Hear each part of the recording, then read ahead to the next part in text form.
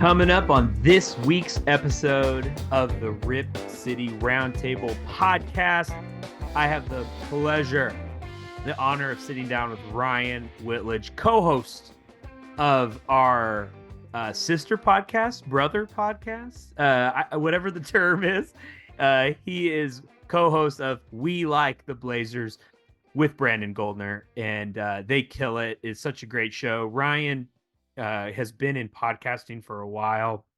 He's a veteran of the craft, but has been a Blazer fan for a long time as well, and has just been somebody that follows the team, many Pacific Northwest teams as well, but loves the Blazers. Got to chat with him in his amazing home studio that I know this isn't a video podcast yet, but he has a pretty cool studio that I got to talk to him in, and I'll try to describe it to you. But Ryan's like construction.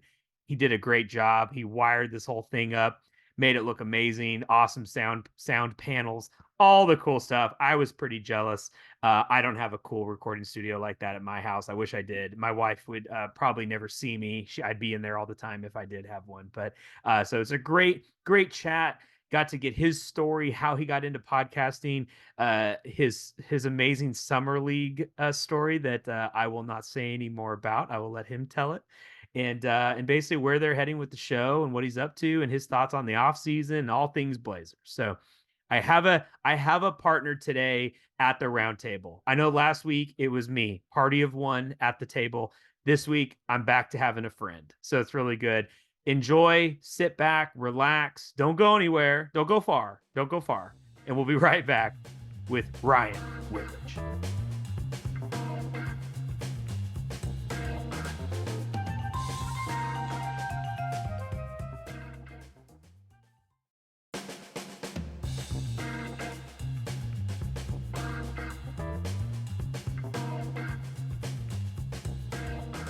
All right, we're back from break and we're here with the guest of honor, Ryan Whitledge. Welcome to the Rip City Roundtable podcast. You're at the table with us. Are you excited? Is this all you've been waiting for? I feel awkward. I'm currently sitting at an L-shaped table. It doesn't feel very round, but not very round. I think I can make do. We tried to mail you the round one, and it apparently didn't get there in time. So There's a sorry. package on my neighbor's door. I can run down and check real quick. It might be my round table. Just go grab it, Ryan. Well, we're so excited you're here. You are the other half of the We Like the Blazers podcast. We've had Brandon on the show previously. Now we get to have the better half. We get to have you on the show. So we're excited. No, we love you, Brandon. We love you, Brandon. Well, Ryan, give us we always like to start, especially when we have a new guest. Like to start kind of with your story. You know, where are you from? Give us a little bit of background and then get us into why the Blazers and why you're a fan of them. Well, my family hails from Sweden in about 1790. No, I'm not going to go that far back. My great grandfather. Yes. Exactly. No, so for me, sports was weird as when I was a kid. Like I was an only child of a single mom. And so, you know, growing up as a child of the 90s, my mom attempted to throw me into every sport humanly possible outside of football, which I was always told would kill me. Yeah. You know, to try to acclimate and get to know, you know, that manly man kind of aspect of sports or whatnot. And so I enjoyed playing them, but I never really liked watching them. And in all honesty, like I didn't come into like my sports fandom until I got enrolled in the Big Brother program about the time that I want to say like 10 or 11. And my big brother was the owner and founder of Zupan's Market here locally, and that started up locally in Portland.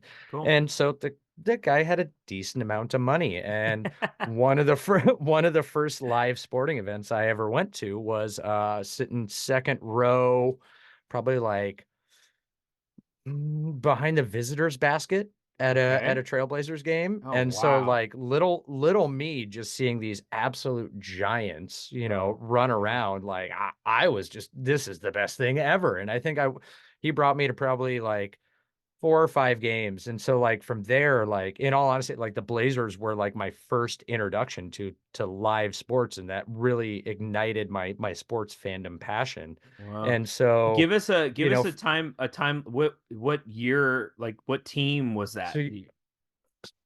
let's see. So you're looking at, let's see, if I was 10, you're looking at about midnight. So like 94, 95. So like Okay. right after the Drexler era. So in all honesty, like I know a lot of my friends, a lot of people, a lot of other Blazer fans that I interact with, like especially coming off the Dame era, Yeah. compare it always to Drexler. I didn't have that Drexler stuff. Like all of my appreciation for Drexler has been watching things back, or catching YouTube broadcasts of like old games and stuff like that. So, and then just kind of basketball was the thing. Like I got into playing it a lot more. I mean, there's a thing called like the hotspots competition.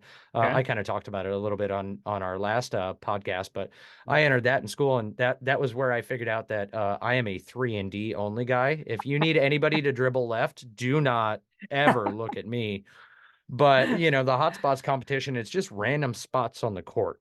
Oh, And you love have it. it's like 45 seconds, and you have to work your way through to get the most amount of points based on shots.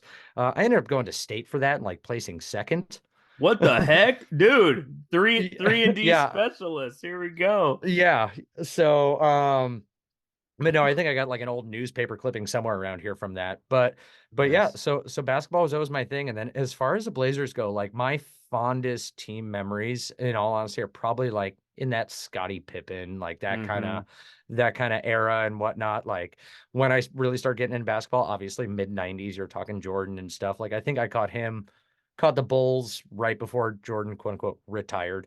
Yeah. And Yeah. went over to go play baseball. And so like Yeah. then when Pippen comes onto the Blazers, I'm like, oh my God, I know him. Yeah. And so getting to see games with him in person was just like I was awestruck. I was starstruck in that. And Mm. and just it kind of grew from there. So the Blazers have always been like, I never like to say that because I'm from the area that I only root for them because they're my local team or my home team or anything like that. They're legit the sports team that got me into sports. I mean, and Yeah. and nowadays, I'm a big, obviously Portland Trailblazers fan. I Yeah. didn't go there. I've adopted the Ducks as my team. I try not to be one of the a-hole Duck fans, but does know his work. As far as long-suffering fan bases go, I'm also a Seattle Mariners fan, so Yep. I have Yep. that. Yep. And with my mom never letting me play football, like getting Sure. into like the NFL was always, I didn't get into the NFL until I was probably about like 19. Yeah. And I remember I was like, I didn't want to just, I had already had the Mariners, I already had the Blazers, already had the Ducks. I didn't want to be like, well, I gotta root for the Seahawks because they're the other Northwest team. So I spent the money on NFL Sunday Ticket, and I was like, I'm gonna watch every single football game. Nice. And it just so happened that was about 2008 when the Patriots are just in the midst of a dynasty. So Sure. I apologize. I am a New England Patriots fan on that Wow. front. That, But it was just it's nothing. I always caveat this. I'm a New England Patriots fan. I always thought Tom Brady was a pompous a-hole. So we have that. But the yeah. fact that Bill Belichick could turn any like 5'6" white guy into an amazing like little slot receiver, the Yeah. Wes Welkers, the Julian Edelmans, those were Yeah. always the guys I was a fan of. But yeah, so Yeah. no, I mean my sports fandom and love of everything, Yeah. sports related, especially basketball and NBA, is it's all due to the Blazers. So Wow, that's incredible. Yeah, I mean, the Blazers kind of opened up the pathway to you, getting into these other, following these other teams, and you're probably, yeah, maybe one of five people that live in Portland that aren't from the New England area that are a Patriots fan, but that's okay. I see other hats out there every now and then, and we just give each other a little nod and a wave. And I'm like, yeah, you say it under your breath because you don't want to offend anybody. Go Patriots. Yeah, I will say there was like an element of being like, wow, how do they keep doing this? Like, how do they just keep winning? Even if you didn't root for them or didn't like them, there was that Mhm. kind of respect element. Maybe you thought, they deflated the balls or they're spying on people or whatever, but they always were in the mix, and I think that has to be like acknowledged as something that's greatness. And Yeah. and then we should have run the ball with Marshawn, and that's the end of the day there. So uh My wife is a diehard Seahawks fan, and we were at a huge viewing party where I was literally surrounded by about 50 Seahawks fans oh watching that game on a giant, like 10-foot by 15-foot projected screen. And at that, I was the only one in there not crying. I was sprinting around the room. I was like, "Ah, reception, this is fantastic." Looking at everybody, screw you, screw yeah, how yeah. we won. And Oh just, my yeah, gosh. no, it was. And then I'm still alive, so nobody murdered me. There, There you go. You are still alive. I probably deserved it, but Yeah, I also can't remember the rest of the night. Somebody may have beat me up. I don't know. they might have and knocked you out, so you don't remember. Yeah, But well, that's awesome. You reminded me when you said you're in school. It was the hot. What was it called? The Hot Spots tournament. it's Hotspots Challenge or Hotspots Hotspot. Tournament. We did and I just remembered this. Like I had blocked this out of my, or not blocked it out. I just forgot. But we did like a Mhm, free throw fundraiser, or people could like donate money in for how many free throws you thought you were gonna make or something. mhm, I don't know. And I was always pretty competitive in like the fundraise stuff. Like I want to fundraise the most money, or I want to sell the mhm. most whatever stuff in school. And so I remember like I had never really been into basketball, and I was like, well, I'm just gonna try to practice these free throw things, and I got good at it. And I remember doing really These well. free throw things. Yeah, and just throwing this ball in the hoop, and then and for I haven't really grown since middle school, so I was like very tall in middle school, and the coach was like, "Hey, you did these free throws really well. You're tall. You want to play on the team?" And I was like, "Nah, I don't know. I like video games. I'm not really a sports person." And but they somehow got me to do it because they're like, trust me, you're gonna dominate. And in seventh grade I did dominate, and that was the last true year of my greatness. So but I remember the free throw thing now. I totally forgot about that. Oh, um I just remembered I think the last year I ever played in, organized basketball, like this is after the Hotspots Challenge or whatnot. I want to say it was probably like, I think it was freshman year of high school. And our basketball coach, no, eighth grade, sorry. It was eighth grade. And our basketball coach for the middle school was just an absolute D. And we were sitting there and we were doing chest pass drills. yeah. And he's like, you got to throw it with more force. You got to throw it with more force. And in my mind, like, you know, little like 11, 12-year old, or no, like 13-year-old me at that point in time is like, I'm throwing it as hard as I can. And I just remember like he passed me the ball and he's like this. And like I took it in the chest and I was like, "Oof." Oh my I was like, gosh. okay, fine. And I was like, so like this. And I overhand pitched that ball right into his nose and broke his nose. Oh dang. Oh, and That was he's the last time I played on a, like organized wow. team via school. Oh my gosh. Well, Ryan, it's funny you say that story because guess who we have about to join us on the podcast? Welcome, guy that got nose broken. Oh no, I'm joking. I Uh, couldn't even tell you his name. If you offered me $1 million, I could not tell you his name. he hasn't forgotten yours because he tells that story about getting his nose broken by you. So, uh, Really? Do you think a grown yeah, man can brag about getting his nose broken by like a 12 or 13 year yeah. old? That seems. I think it happens. I think it happens. Uh, all right, Ryan. So that's great. I love hearing the story. I think it's awesome to see people's pathway to being part of Rip City.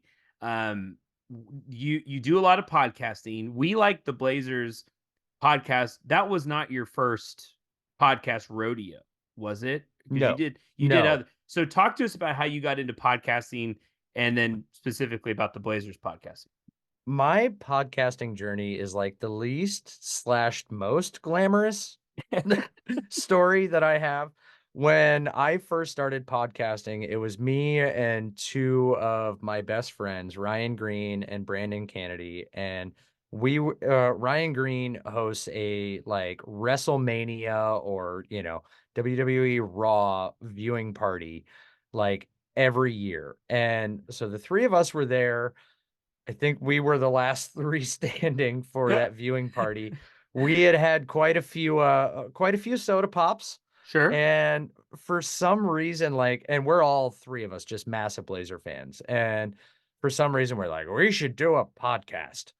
And all of us thought that was a great idea. Okay, what are we going to call it? And then a commercial came on for a laser tag place. And we're Okay. like, laser tag's cool. You know what that almost sounds like? Laser tag.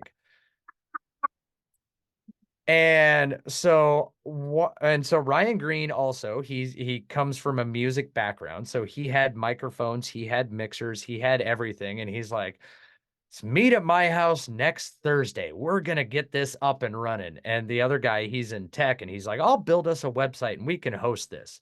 Oh my gosh. And so the entire premise was that we showed up at his house, and suddenly there's 3 chairs and 3 microphones down in his music studio.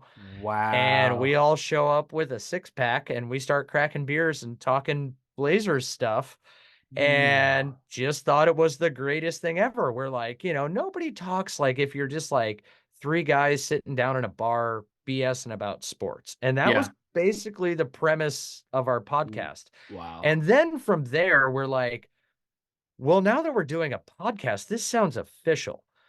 Who have we always admired or wanted to talk to that we've read or seen their stuff in regards to sports? I believe the first person we reached out to, because we all came to a consensus agreement, was that we absolutely idolize Dave Deckard.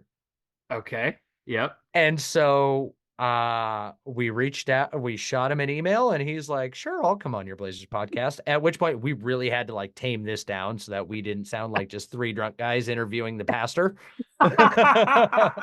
No kidding. Oh my But gosh. it went well, and we're like, oh my gosh. And like I turned into like the reach out and talk to people person. Okay. And so they're like, how'd you get Dave? I was like, dude, I sent an email. It Yeah. it it really wasn't that hard. And they're like, and Ben Golliver had already moved on from Blazers Edge at that point, and we also really idolized Ben Golliver. And so we're like, well, how hard would it be to get Ben? I Mm. sent an email. Next week, Ben is on the show. It's And so we're like like, wow, this podcasting thing is super easy. This is fantastic. And so then we just started kind of going down the list. And for me locally, I'm a big like 1080 The Fan. They're my radio station of choice. Like half Yeah. my podcast listening is their previous days Sure. episodes, especially Isaac and Suk. Okay. And um probably about like 7 or 8 episodes in, this is a classic story of ours. I reached out to Isaac. I was like, hey, do you like to come on and talk about the Blazers? He was like, yeah, sure.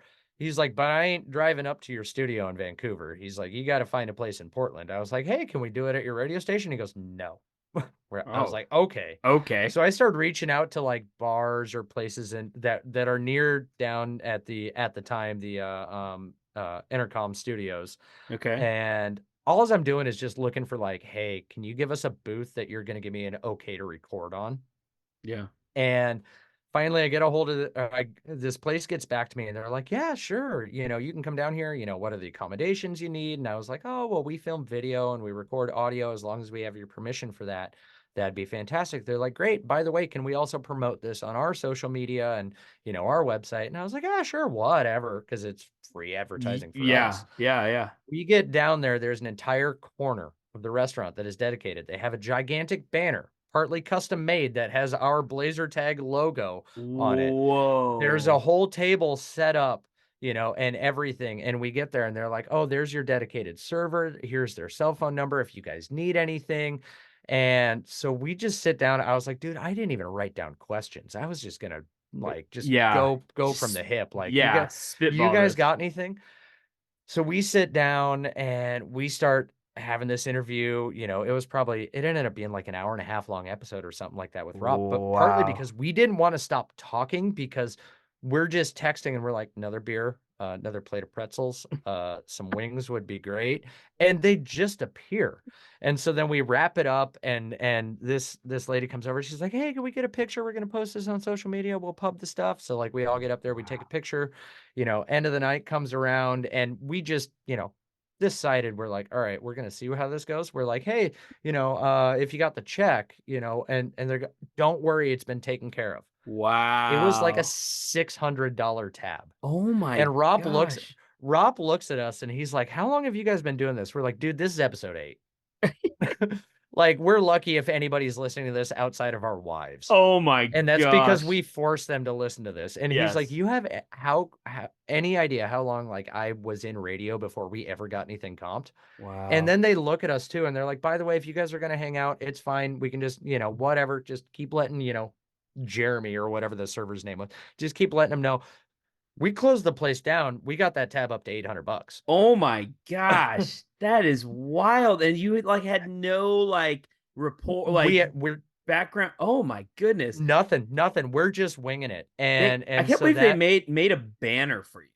I'm blown away by the so banner. come to find out about like 2 months later when that lady realized that that got all of like 3 likes again from our wives, and social media engagement brought nobody in, nobody cared. I think there was like maybe 72 downloads for that episode. She lost her job over that. Oh I felt no. so bad finding that out. But at the same point in Oh. time, I was like, she never vetted us. Like, we never tried to portray anything that we weren't. Yeah. Um, I mean, did she but think yeah, you were like from the radio station or something, or like, something, or something. oh my Because and the goodness. only thing I can think of is that I was like, "Hey, we're gonna interview somebody that's from 1080 The Fan, which is from Intercom just down the street. So I'd like to like use a section of your place." Sure. So that's the only confusion that I can think that she had made. Wow.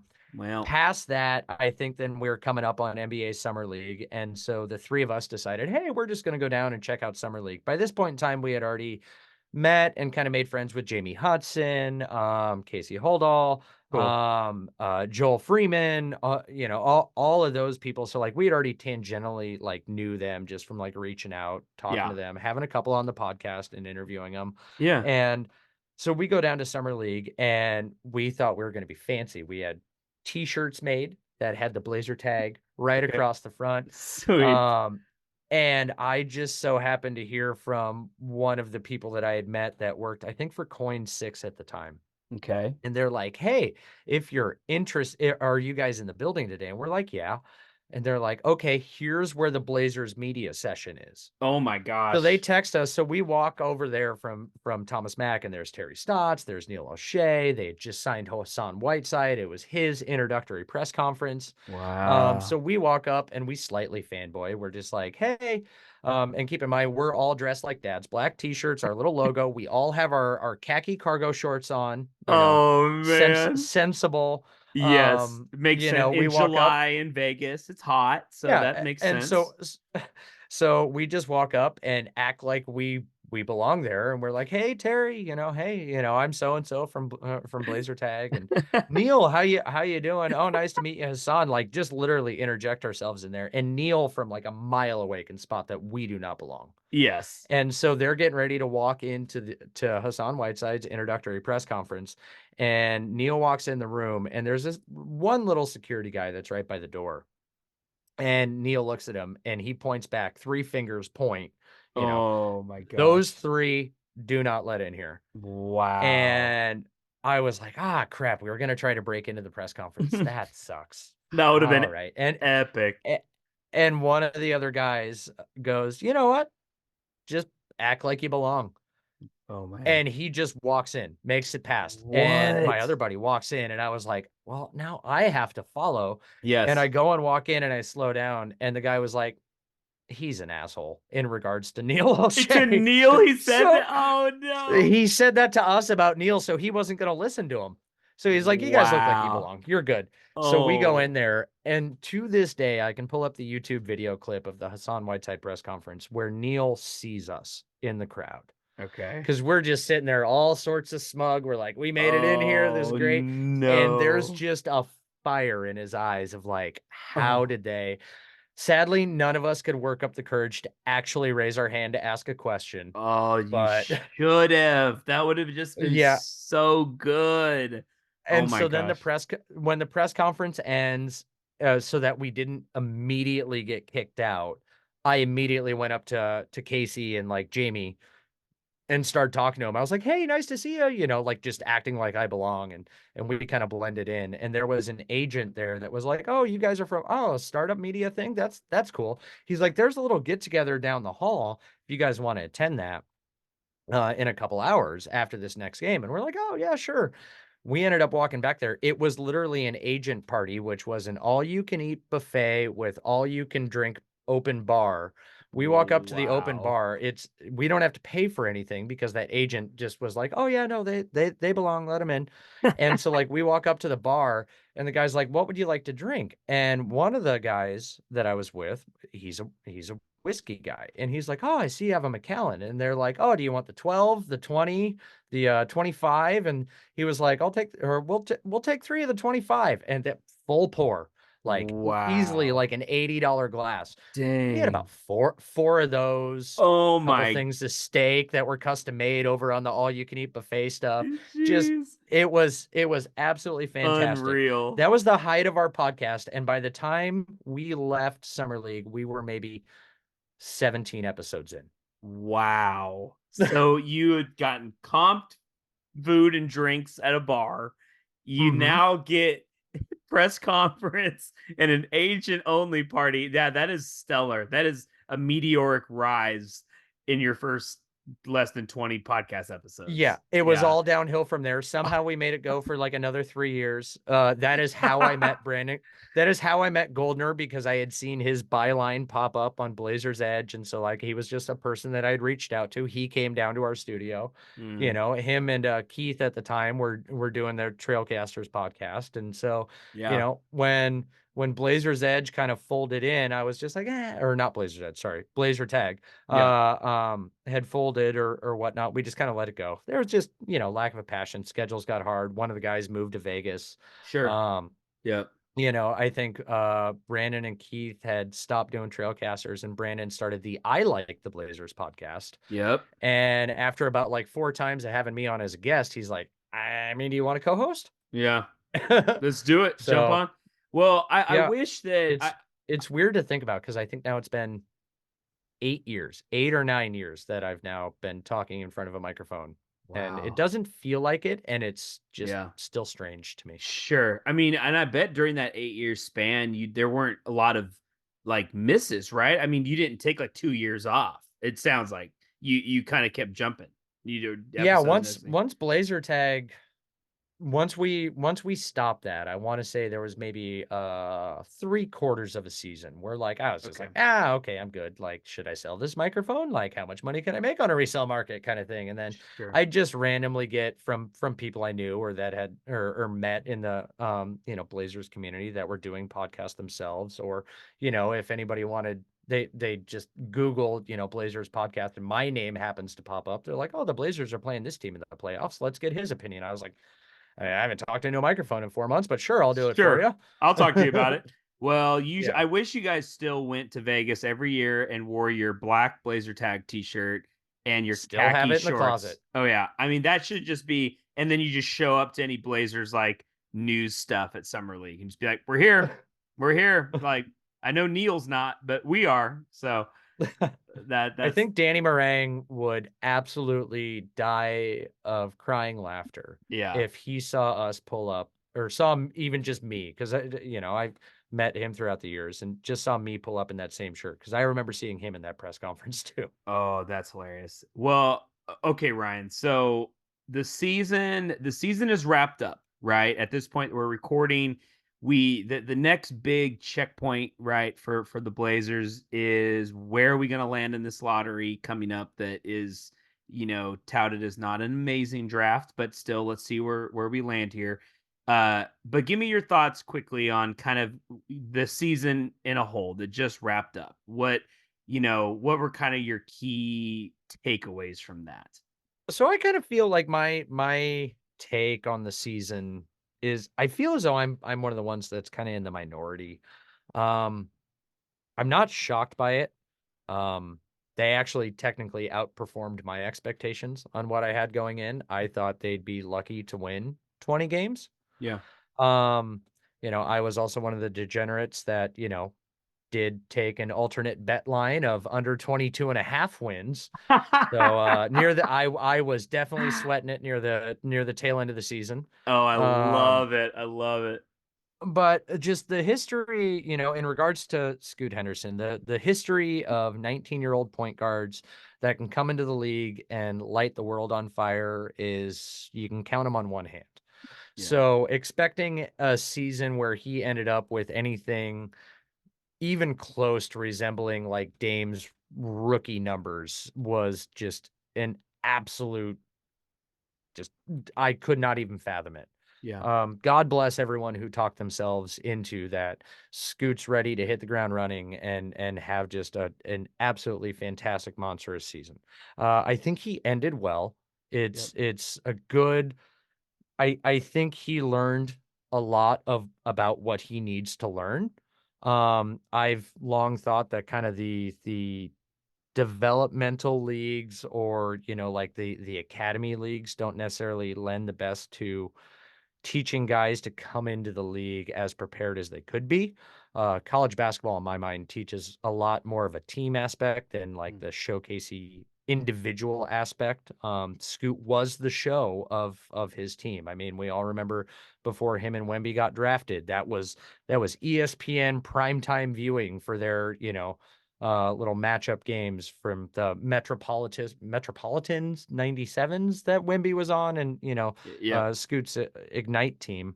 Yeah. But this season went about as expected, and I think there's a good 2 to 3 more years of about this kind of win total, this kind of production. The team, in my mind, definitely has a lot of very important things to consider. I think moving forward, you have to make a decision, especially between the quote unquote three guards and Scoot and Ant and Sharp.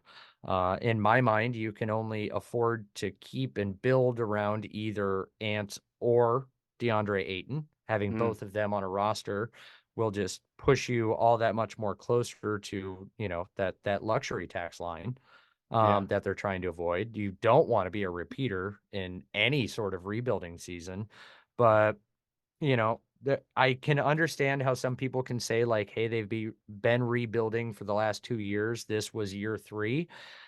I'm firmly in the camp of that. This is the first year of the rebuild, and there's a good solid 2 to 4 more years of this rebuild in front of us.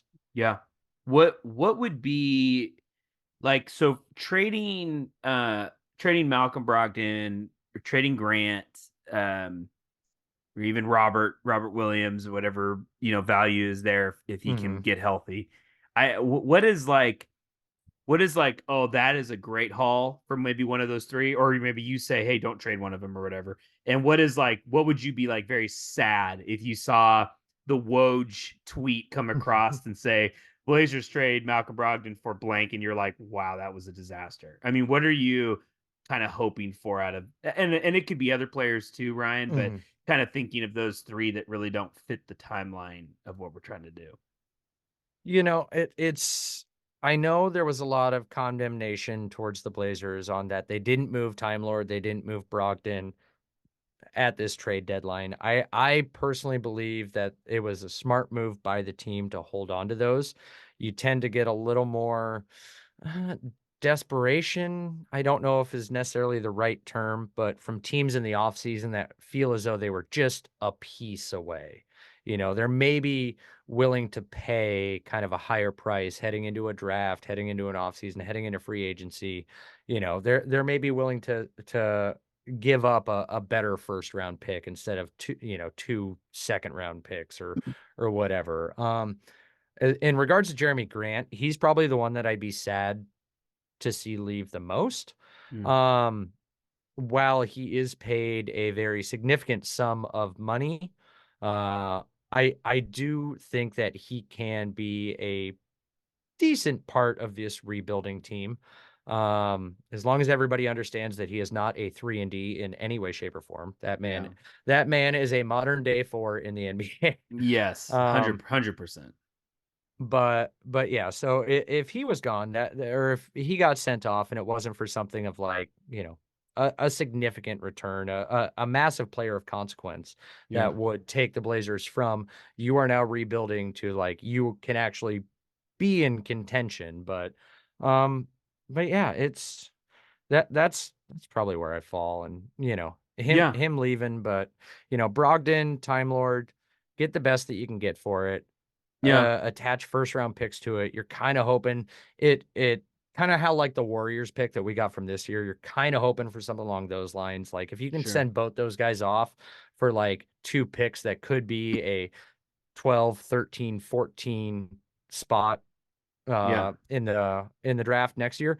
Those are things where you can be like, all right, I'll give you the 12th pick and the 13th pick for the 7th pick. You know, Yeah. things that you can package like that to move up in a better draft in upcoming years. So Yeah. Yeah. Well, we had talked about, I think, on a past episode of like, I think of a perfect kind of scenario or most ideal, which I know some things would have to happen for this to work, but like where you a kind of mid tier maybe team that's like, fighting for a 6 seed kind of thing, wants to go all in on a Brogdon or a Robert Williams or like a Grant or mhm. something. But so they make a trade, give up a first, unprotected, and then their team falls apart, and maybe Mhm. they fall into the lottery, and somehow the Blazers, because of that pick, now get maybe a top 4 pick or something from that trade. I know a lot of things have to happen because the teams that are in the bottom, they're not trading for Malcolm Brogdon. They're going to give you a first, No. right? They don't need him. So, but then you're trading him to, Thunder or I guess it wouldn't be back to the Celtics, but these teams in the top, 2 or 3 of each conference. It's like, well, that's going to be the 26th pick in the draft. So is The that the kind of teams that I look at, like there's one playoff series when I can point at both teams that I think it would be ripe for the picking and Brogdon could fit into either one of their rosters is you look at like the Cavs Magic series. mm-hmm. There's a lot of young, good players between those two teams that the Blazers could be like, hey, here's a Brogdon if you can give us, like a Wagner or whatever, or, Yeah, Mobley or, like those kind of things work around the fringes like that, where you're a team that's in that quote unquote dreaded middle of the pack, and you yeah. feel as though like a Brogdon will put us over the top on this. No, that's not a bad idea at all. Yeah, I mean, and like a team like Orlando, like man, they just need some offensive punch, and like Hmm. Brogdon could provide that for them. Cleveland, that they're top heavy with the guards, but man, if there would be a way to get Mobley like that, man, he would slide perfectly right into a Yep. young Blazers team. So, Time Lord uh, Mobley, straight up, call it there you in. go. No. Come on, call him, get him on the phone. Uh, Who says no? who says no first? Uh, Cleveland in a heartbeat. No. so you make me sad, Ryan, but I think you're right. I think in my head, I've said, okay, one more bad season, we'll get Cooper Flag, and then we'll feel good about ourselves and let's push for contention.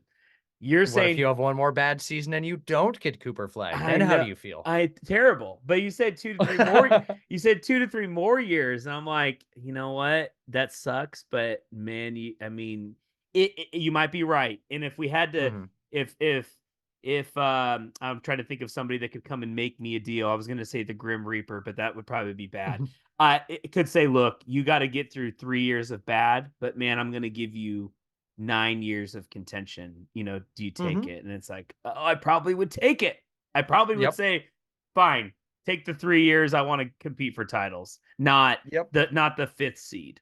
You And know? I will say I don't say what I say to try to make anybody feel stupid or feel bad or or feel like they should get second guess themselves. I hope to God that everybody who hears me say that this is going to take 2 to 4 more years of sucking and these kind of seasons where you're challenging for 20 wins or 61 losses, however you want to look at it. I hope you can all come back at me in a year or so and be like, you were wrong. Like, I would never be more happy than to be wrong.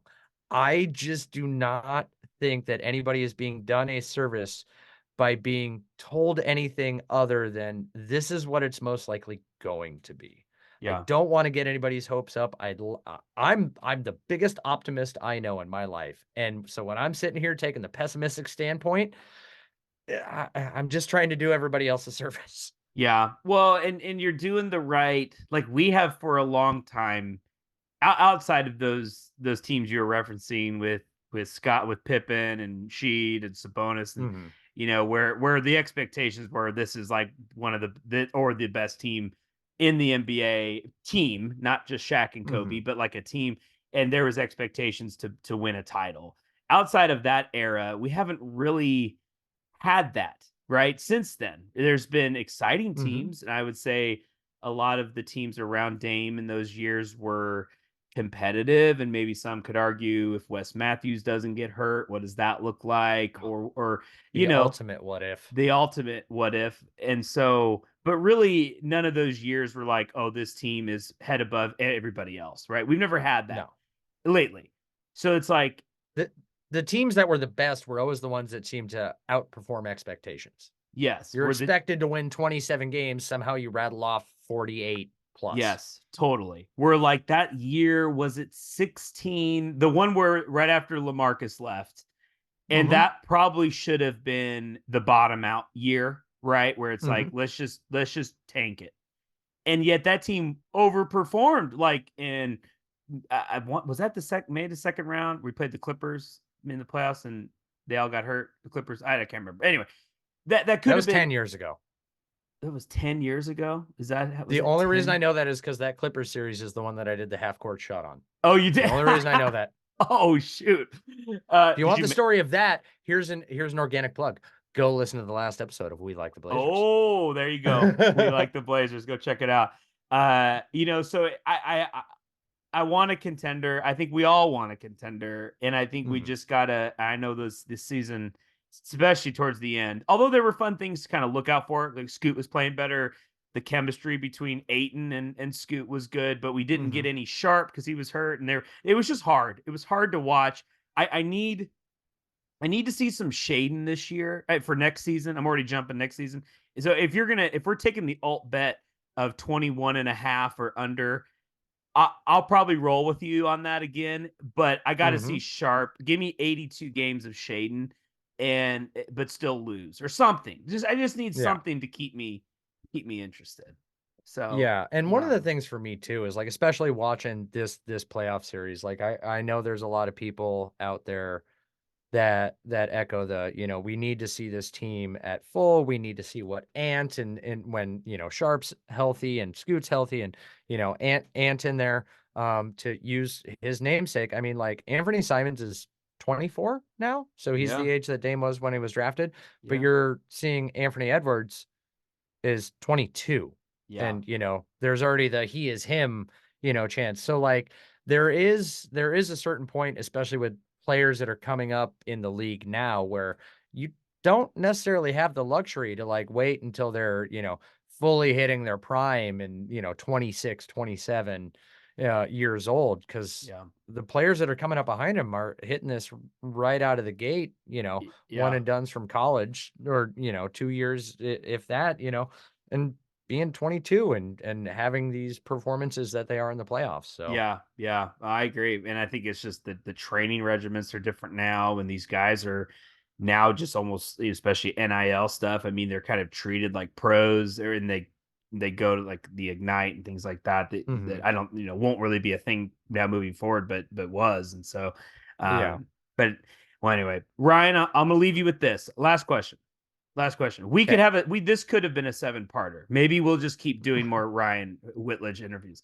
Uh, I am here for all your off-season filler needs. I love it. I What have plenty more stories. so what would be, if you could say one thing during this off season that you would feel very happy about, that you're like, okay, we did well, but you can pick one thing.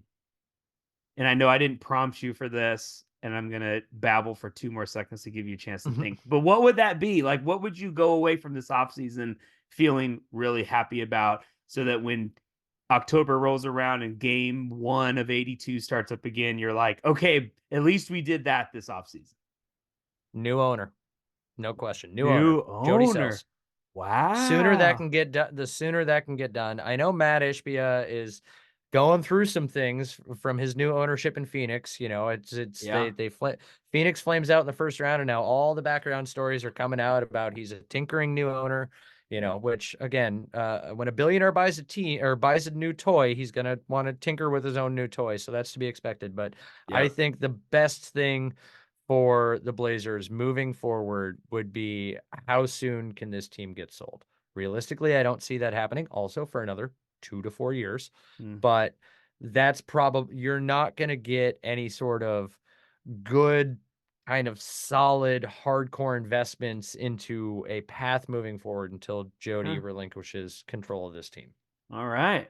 I love that take. We haven't had that one. That's great, Ryan. Well, maybe you and I get some friends together and put an ownership group and give Jody a call, you know? I got $7 in cash in my wallet, unless my wife has happened to find that I I have $7 in cash in my wallet and grabbed it from me, but I found that's my contribution. there you go. I found 12 cents in the bathroom today and I did grab it off the floor. So it's in my pocket right now. So There we go. there We're you go. almost there. We're almost there. Cool.